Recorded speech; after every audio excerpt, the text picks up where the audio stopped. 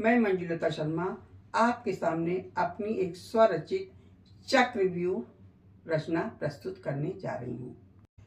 कुरुक्षेत्र के युद्ध में एक दिन आया ऐसा मोड़ कि चिंतित हुए युधिष्ठिर पांडव, भेजा था अर्जुन को अन्यत्र युद्ध की ओर। इसी बीच की चतुराई द्रोणाचार्य ने करके चक्रव्यूह रचना का मोड़। बड़े प्रसन्न थे कौरव चक्रव्यूह रचना से, मारे जाएंगे सब पांडव, पास नहीं है अर्जुन उनके। चक्रव्यूह का भेदन न जाने, केवल कृष्ण और जाने अर्जुन।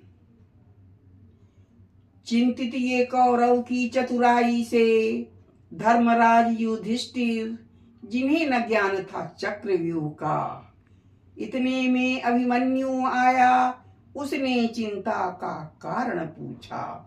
बोला तात, मैं युद्ध में जाकर चक्रव्यूह भेदन कर दूंगा, मुझे है इस भेदन का ज्ञान, पर अज्ञानी हूं बाहर आने में।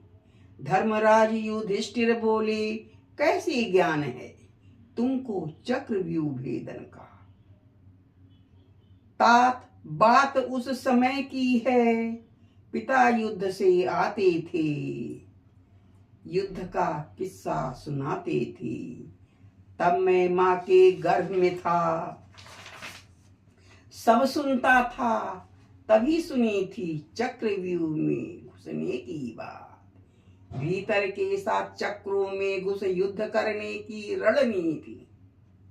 अचानक आ गई निद्रा माता को, सुन न सका चक्रव्यूह से बाहर आने को।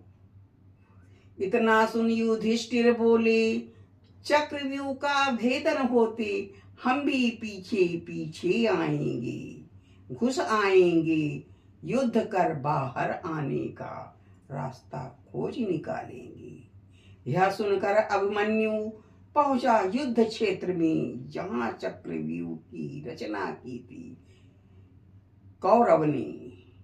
प्रथम द्वार को तोड़कर चक्रव्यूह के भीतर पहुंचा अभिमन्यु, पीछे पीछे पहुंचे सैन्य सभी। भीषण युद्ध हुआ, भीषण युद्ध हुआ, मारी गई कौरव की काफी सेना। अभिमन्यु का युद्ध देख कौशल, कर्ण, शकुनि और दुर्योधन। अभिमन्यु का युद्ध कौशल देख कर्ण, शकुन और दुर्योधन ने किया प्रहार पे प्रहार, अंतिम क्षण तक पर लड़ता रहा अभिमन्यु। अंतिम क्षण तक दुर्योधन के पुत्र लक्ष्मण को मारा अभिमन्यु ने, और हुआ घायल, गिरा धरती पर, पाया वीर गति।